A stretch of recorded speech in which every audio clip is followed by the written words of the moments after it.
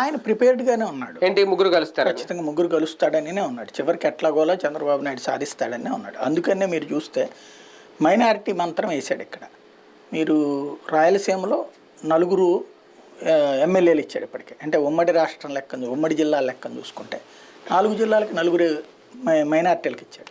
టోటల్గా రాష్ట్ర ఇక్కడ విజయవాడతో కూడా కలిపితే 5 ముస్లిమ్స్కి ఇచ్చాడు సీట్లు. అది వ్యూహాత్మకంగానే. ఎందుకు అంటే మైనారిటీల బుజ్జగింపు వైపుకి వెళ్ళిపోతాడు అతను ఆటోమేటిక్గా.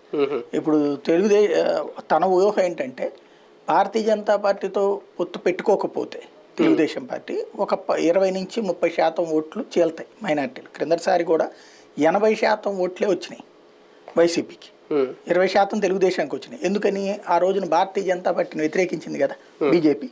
అందువల్ల భారతీయ జనతా పార్టీ మీద తీవ్ర స్థాయిలో విరుచుకుపడుతుంది కాబట్టి బీజేపీని విరుచుకుపడుతున్నాడనేసి మైనారిటీలో కొంత డివిజన్ వచ్చింది. మీరు ఓట్ల పరంగా పర్సంటేజ్ చూస్తే ముస్లిం ఓట్లు ప్రభావిత ప్రాంతాల్లో 20 నుంచి 30%, కొన్ని ఏరియాలో కోస్తా ఏరియాలో 30% దాకా, రాయలసీమ ఏరియాలో 20% దాకా కూడా తెలుగుదేశానికి టర్న్ అయినాయి. ఇప్పుడు భారతీయ జనతా పార్టీతో పొత్తు పెట్టుకుంటే అది మొత్తం సాలిడ్గా తన వైపుకి వెళ్తుంది. అప్పుడు 90-95% తనకు వస్తుందని. అంత ఎఫెక్ట్ ఉంటుందా బీజేపీతో పొత్తు పెట్టుకోవాలి? 90% మైనారిటీ ఓట్ బ్యాంక్ వెళ్ళిపోతుంది. మనకి నార్త్ ఇండియాలో మైనారిటీలలో చాలా మార్పు వచ్చింది. అక్కడ మైనారిటీలు బీజేపీ ఫేవరబుల్గా కూడా మారుతున్నారు. ప్లస్ అక్కడ మహిళలు అయితే మైనారిటీ ఏరియాలో బీజేపీ గెలుస్తుంది కూడా. కానీ సౌత్ ఇండియాలో మాత్రం ఆ విషయం ఇంకా పోలా. సౌత్ ఇండియాలో మనకి పున్నమి నాగులు చిరంజీవి కనుక పుట్టినప్పటి నుంచి విషయాన్ని అలవాటు చేసినట్టుగా ఇక్కడ బీజేపీ మీదన, ఆర్ఎస్ఎస్ మీదన ఒక విషయాన్ని